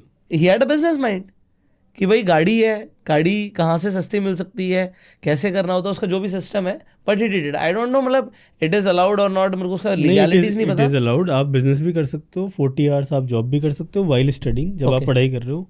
सेम केस में आपको बताता हूँ, 12th पास स्टूडेंट है, ऑस्ट्रेलिया पहुँचता है बिल्कुल फ्रेश, 60% 12th में बड़ी मुश्किल से आई थी उसकी, कैसे जैसे उसका वीज़ा लगाया था। जाते ही वहाँ पे टैक्सी का लाइसेंस लेता है, ओके टैक्सी चलाता है, समझ में आ जाता है कि टैक्सी के $800 पर मंथ में गाड़ी मेरे को मिल रही है। ओके तो अपना सारी जो क्या करते हैं, वही कैश वाली प्रॉब्लम है। जो भी बच्चा जाता है वो कैश में सैलरी उठाता है, उसने कैश में नहीं उठाई, उसने अकाउंट में ली। ठीक है। अकाउंट में ली तो उसकी सिबिल बन गई, वहाँ पे क्रेडिट स्कोर बोलते हैं, हाँ और उसने एक गाड़ी अपने नाम पे परचेज कर ली, ओके और उसको रेंट पे चढ़ा दी किसी दूसरे ड्राइवर को कि भैया तू चला, हाँ। मेरे को रेंट देता रहे मेरी गाड़ी का। ओके 27 गाड़ियाँ हैं जिसके पास, और अभी 2nd ईयर में है वो। So this is what I want to teach people. It's not always about the job. आप समझो वो पायलट बन गया, वो तो बहुत बढ़िया किया उसने, हाँ तो पायलट बन गया। बट वो पायलट की जब पढ़ाई कर रहा था तो उसने गाड़ियां जो उसने रोटेट मारी, उसने फीस फ्री कर दी। आज इस बच्चे ने 27 गाड़ियां अपने एंटर कर ली, हो सकता है उसे जॉब मिले भी ना, नहीं मिले, या जितने की मिले उतनी तो वो बिजनेस से कमा रहे। क्योंकि बाहर क्या है, आप एक पिज्जा खरीदते हो, आपके 700-800 रुपए गए, जो कि यहाँ पे 100-150 रुपए में काम होता है। आप कुछ भी करते हो, मतलब आपका मिनिमम 500 रुपए हर चीज़ के लग जाते हैं। पानी खरीदते हो 200 रुपये लग जाते हैं। मैं जब फर्स्ट टाइम यूरोप गया था, मैंने पानी खरीदा, मैंने कहा 200 रुपये, मतलब इंडिया में तो 20 रुपये की बॉटल आती है यार, वो भी हमें महंगी लगती है। महंगी लगती है, सही। वहाँ पे 200 रुपये की बॉटल खरीद रहे हैं हम, 2-2 यूरो की, मतलब ऐसी बॉटल खरीद रहे हैं 2 यूरो 3 यूरो, तो मजाक है मतलब। तो आप सोच भी नहीं सकते कि यहाँ पे अपॉर्चुनिटीज़ कितनी सारी हैं। बस बच्चे उस डायरेक्शन में सोचें। इंडिया के अंदर एक चीज़ की प्रॉब्लम और है, ये बच्चे सिर्फ ये सोचते हैं कि हमें सिर्फ जॉब मिल जाए, और रियलिटी चेक ये है इतनी है नहीं। बिल्कुल सही बात। आप किसी एक स्पेसिफिक फील्ड की बात कर रहे हो जिसकी जॉब्स फ्री हैं, बट ऐसा नहीं है पूरी दुनिया में भी जॉब ही जॉब फ्री हैं। लोग बहुत सारे हैं, चाइनीज़ भी हर जगह घुस गए हैं, हर जगह मिलते हैं चाइनीज़। तो आज की डेट में इंडियन से ज़्यादा चाइनीज़ दिखते हैं मुझे। तो कहने का मतलब ये है कि अगर इतनी सारी जॉब्स नहीं है तो आप जॉब क्रिएट भी कर सकते हो, बिल्कुल वही सॉल्यूशन है। आप बाहर जाके बिजनेस भी तो कर सकते हो। कनाडा में जो लोगों ने किया, कनाडा में आज की डेट में जो सिख कम्युनिटी है, they are business driven people, वो एंटरप्राइजिंग माइंडसेट के हैं।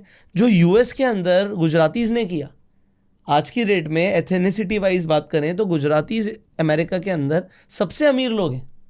मॉडल्स का बिजनेस शुरू किया था उन्होंने। गुजरातियों का मैं आपको थोड़ा सा डेटा मैं भी देख रहा था, पाकिस्तान की जो टोटल इकोनॉमी है कुछ 400 के आसपास है, 400 बिलियन, 800 बिलियन सिर्फ गुजरातियों के पास है जो आउटसाइड गुजरात रह रहे हैं। मतलब पूरे पाकिस्तान की टोटल जो इकोनॉमी है उससे डबल गुजरातियों की जो गुजरात के बाहर रह रहे हैं। हाँ, अच्छा है आपने अडानी अंबानी डाले नहीं इसमें।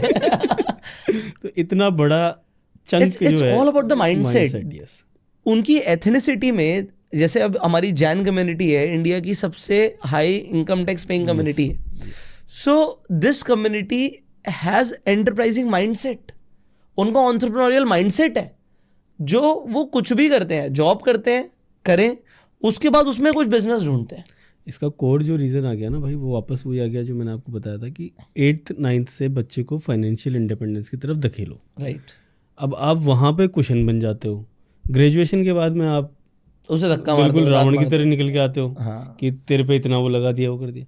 आप उसको 9th से ही थोड़ा थोड़ा फ्रीडम दो ना, उसको बोलो ना थोड़ा कमा के लाए। अब 12th की छुट्टियों के बाद क्या करता है बच्चा? कुछ नहीं करता, मजे करता है। 6 महीने फ्री है, आप बोलो कि पैसे कमा के ला, फिर देखूंगा तेरे को कौन से कॉलेज में भेजना। मैंने अपना करियर से 12th के बाद शुरू किया था। जैसे ही 12th का एग्जाम ओवर हुआ, मैंने अपने आप से सवाल पूछा, व्हाट इज नेक्स्ट? यस, अभी तक तो स्कूल जा रहे थे ना, सुबह उठ के स्कूल जाना था। हाँ, अब स्कूल खत्म, कोचिंग खत्म, क्या करेगा? मैंने अपने लिए सारे ऑप्शंस, लास्ट डे एग्जाम के लिए पढ़ना था। सारे बच्चे एग्जाम के लिए पढ़ रहे होंगे, आई एम वेरी श्योर।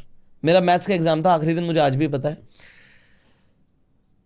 मेरा हो गया, मैंने कहा यार एग्जाम तो अब जैसे तैसे दे देंगे, कल से करेंगे क्या। मैं रात भर प्लानिंग कर रहा था अगले दिन की क्या करेगा। रात में मैं सोच रहा था कि यार मैं बच्चों को पढ़ा सकता हूँ, मैं 6th 7th class 8th class 9th class तक के बच्चों को पढ़ा लूँगा। मैंने कहा यार एक आधा सब्जेक्ट तो मैं 12th क्लास के बच्चों को भी पढ़ा लूँगा, इंग्लिश पढ़ा लूँगा 12th के बच्चों को। 12th अभी ओवर नहीं हुई है, बट मैं पढ़ा लूँगा, कॉन्फिडेंस पूरा था। मैंने कहा यार ट्यूशन पढ़ा के कितना ही कमा लूँगा। उस टाइम पे एवरेज था 150-200 रुपये 1 आवर का, ये एवरेज था, इतना पैसे मिलते थे होम ट्यूशन वगैरह के बच्चों। अभी अब 1000 रुपये हो गया वो चीज़। हाँ, 1 घंटे के 1000 रुपये चार्ज करते हैं टीचर्स, जो मेरे टाइम पे 150-200 रुपये करते थे। मैंने कहा यार ये तो तू कर ही लेगा, क्या तू इंस्टीट्यूट शुरू कर सकता है, टीचर्स अपने अंडर रख सकता है। आपको मैं जेन्युइनली बताता हूँ, मैं एग्ज़ाम दे के आया, मेरे जहाँ पे मैं रहता था उस गली में एक प्रॉपर्टी डीलर था।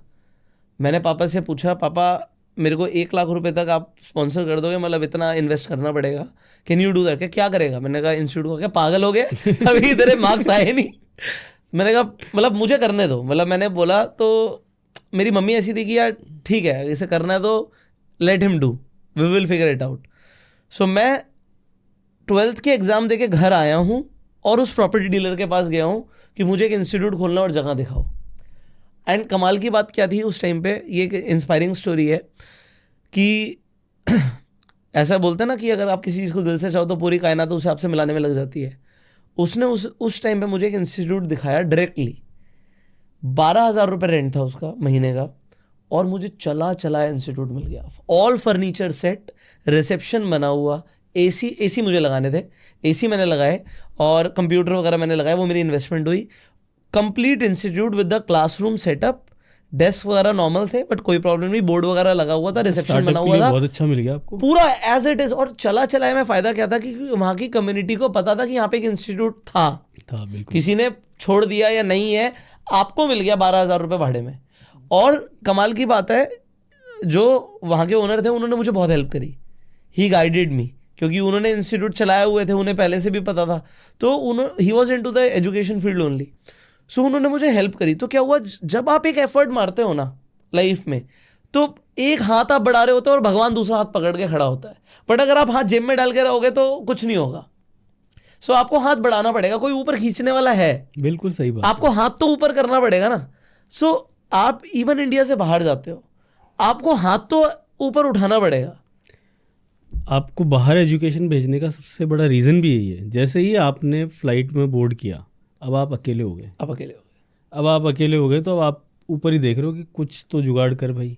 फिर वो सुनता है, क्योंकि फिर आपकी मेहनत भी आती है, फिर आप एक्शन में भी आते हो, फिर आपका माइंड भी उस तरीके से खुलता है। अभी तक तो बंद है, मैं ये हूँ, वहाँ जाते ही हो जाता है अब क्या करूँ।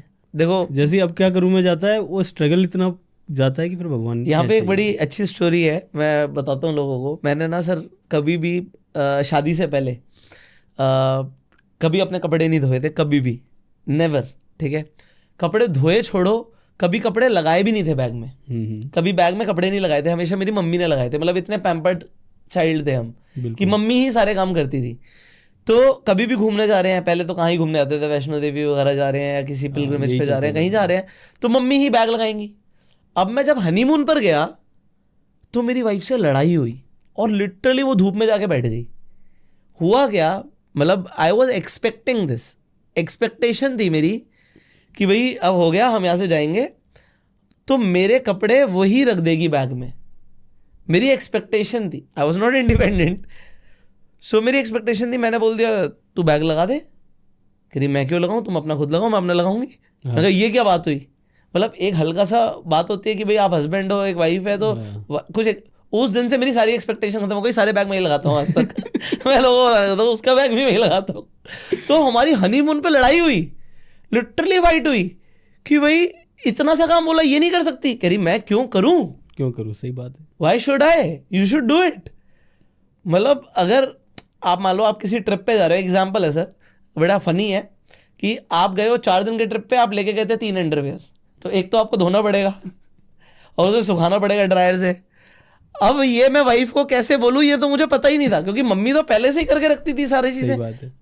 ऑनेस्टली नहीं करना चाहिए, एक एज के बाद ये माँ बाप को इंडिपेंडेंट बनाना चाहिए, बट हमने कभी करा ही नहीं था, कभी आइडिया ही नहीं था। आप समझो ना, इसमें सबसे बड़ा रीज़न ये हो गया कि माँ बाप के लिए हम टास्क बन गए। हमारे माँ बाप हमें इंडिपेंडेंट इसलिए भी नहीं बना पाते क्योंकि अगर जैसे ही वो काम छोड़ देंगे, जैसे आपने 12th खत्म करी, अगले दिन क्या, मदर फादर के लिए भी ये कि अगर आपको ध्यान नहीं देंगे, आपकी चीज़ें नहीं करेंगे, तो उनके पास काम ही नहीं है। दे विल फील लॉस्ट कि इसमें अब मुझे क्या करें। इसमें मुझे एक कम्युनिटी इंडिया की अगेन बड़ी इंस्पायरिंग लगती है। बनिया कम्युनिटी जो है हमारी इंडिया की, ज़्यादातर बच्चे उनके बिजनेस ही करते हैं, बट वो अपने बच्चों को बाहर भेजते हैं पढ़ने के लिए, लड़का लड़की दोनों। एक तो उनको शादी के रिज्यूमे में डालना होता है, लड़का बाहर से पढ़ के आया है, चाहे 6 महीने का कोर्स करके आया है, लड़की करके आई है 1 साल का कोर्स, वो डालना होता है, वो तो क्लियर है उनका, उससे वो रिश्ता हैवी हो जाता है ना। बट वो जानबूझ के इसलिए भी भेजते हैं क्योंकि वो बच्चा वहाँ पे जाके खुद खाना बना रहा होता है, क्योंकि इंडियन खाना उसे मिलेगा नहीं, और ज़्यादातर वेजिटेरियन होते हैं, नॉनवेज खाते नहीं है।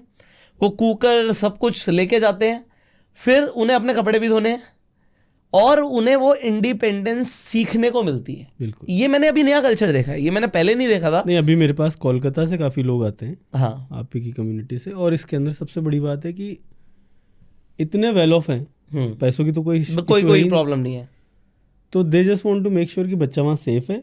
बाकी बोले इसको सर सीखने दो, और वापस आके तो हमारा बिजनेस ही करना है, वो तो सब सेटअप है ही। बस हम तो ये चाहते हैं कि ये सीख के आ जाए कि दुनिया कैसे चलती है। और आप जो खाना बनाने की ऐसी हालत है उन बच्चों की, मैं कई बार देखता हूँ थेपले पैक होके हर 5वें दिन कुरियर लग रहा होता है। नहीं, कुछ बच्चों का ऐसा होगा कि कुरियर लग रहा हो, बट मैंने कुछ बच्चों को देखा है जिन्होंने, देखो cooking is a survival skill. Yes, मतलब ये सर्वाइवल स्किल है, स्विमिंग सर्वाइवल स्किल है, ये नहीं आती। ये कोई भी लड़का लड़की बोलता है ना तो मुझे बुरा लगता है, मतलब कोई लड़की है तो खाना बनाना आता होगा, ऐसा थोड़ी होता है, बट ये ना गलत है। कुकिंग सबको आनी चाहिए, सर्वाइवल स्किल है।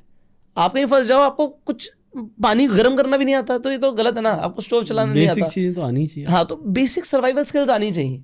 सो कहने का मतलब ये है, यही स्किल्स अगर यूथ को नहीं आती तो फिर पैसा कमाना तो भूल जाओ, क्योंकि पैसे ऐसे आते नहीं है। You will have to put some work, आपके अंदर स्किल्स होनी चाहिए कि आप पैसे कमाओ। सो आप बहुत अच्छा काम कर रहे हैं सर, मतलब hats off to your mission कि आप बच्चों को करियर काउंसलिंग दे रहे हैं, उनको अब्रॉड भेज रहे हैं, उनकी लाइफ सेटल करा रहे हैं, और वो जो फैमिलीज़ अपने बच्चों से एक्सपेक्टेशन रख रही हैं वो भी पूरी हो पा रही हैं। सो दोस्तों, अगर आप देखिए ओवरसीज़ एजुकेशन प्लान कर रहे हैं, सो मेरिडियन ओवरसीज़ आपके बहुत काम आ सकती है, जो सर की कंपनी है। आपको डिटेल्स डिस्क्रिप्शन और पिन कमेंट में मिल जाएगी, आप जाके ज़रूर चेकआउट करिए।